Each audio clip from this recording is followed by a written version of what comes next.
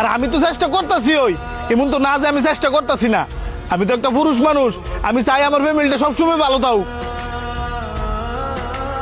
দেহতে ফেরেশানি দিও না, এই বয়সে এত ফেরেশানি নিতে পারতাম না। কিরে তোরা দেশ সবাই চুপ করে রইছস?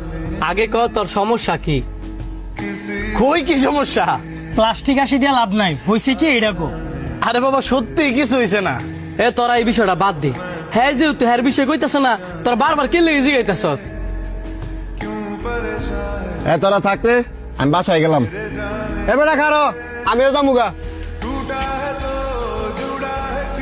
আমিও যাই রে, বিকেলে যাওয়া হইব না। সবাই তো গেছে গা, তুই যাস না কেরে? সবাই তো হাসি খুশি ছিল, তুই তোর সমস্যার কথা কইছিস না দেখি তো সবাই গেছে গা। সবার সাথে কি আর সবকিছু শেয়ার করা যায়? এইখানে কেউই তো তোর দূরের আসছিল না, সবাই তো তোর বন্ধু আসছিল।